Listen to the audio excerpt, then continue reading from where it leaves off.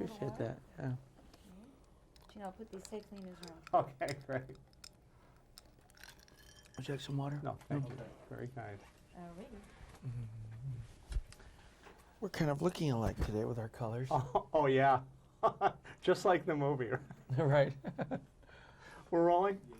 All right, so if this technology ever becomes real, this of removing the face, could I borrow yours for the weekend, just once? Yeah, if you'd like. Will you let me? Sure. God bless you. That's sweet. Yeah, when you heard of the premise, did you say this is a great acting challenge? This is going to give me the opportunity to be two characters in a movie. Well, I did like the idea that I could be two characters, but I also like that Nick could be, because it's frustrating when one actor gets to play the good guy and the other the bad, because usually, you know, actors like the fun of playing a bad guy. So, as in Broken Arrow, where Christian had to play the good and I had the fun of playing the bad guy, I knew this time Nick and I could share the fun, and that was terrific. And in Broken Arrow, I noticed this, and I mentioned it to you, and I saw it in this movie too, but it was different. You are a sinister smoker. When you're playing evil, you smoke like no bad guy can. That's cool. Yes, sir. Well, you know, it gives you something to be sinister about.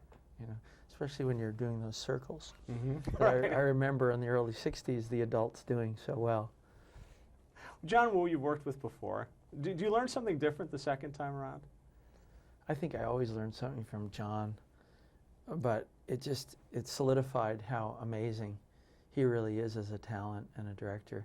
He takes such good care of you. He allows you the freedom to create whatever character you want, but then on top of it, he knows how to film it like nobody's business.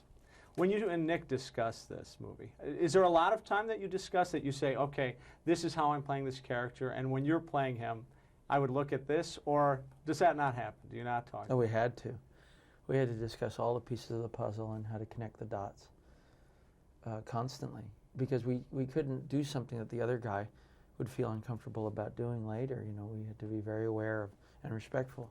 A lot of times in action movies, there's one or two stars that are top line the thing, and you know, then lesser actors that we know that we don't know so much. But this one, plenty Yes. of names. Does that make it more fun as an actor? I think so. First of all, I love actors. Second of all, I love actors that have a certain panache and style and depth, and I think the more of them, the better.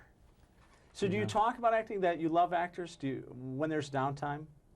Do you talk about craft, or do you just talk about... Yeah, you talk about craft, but mostly I think you're just interchanging human ideas, and because ultimately that's the only thing that transfers into your craft is interaction of human feelings and emotions and concepts. So I think the smart actors talk about shop less and just interact to try to learn something about each other on a human level. In the movie, your daughter is going through some difficult times, and it shows in her appearance. She has a nose ring, different hair. Right. You're a father. Do you think, you know, Jet, don't you dare come home at, 14 or 15? Well, I love that scene where she turns around, she's all that, because you get the idea that every week she has a different get-up, you know. So when I'm playing the good guy, and he goes, oh, I see, okay. He knows, okay, this is this week's look. Right. And I got a kick out of that, actually, playing that, understanding her need to be different every week, you know, but not wanting her to be hurt that other people, you know, don't agree with it. Right. But that would be, if you're going to be that bold, you better expect various reactions, you know. Well, thanks a lot. I enjoyed it. Oh, you're welcome. Nice to see you again. Sure.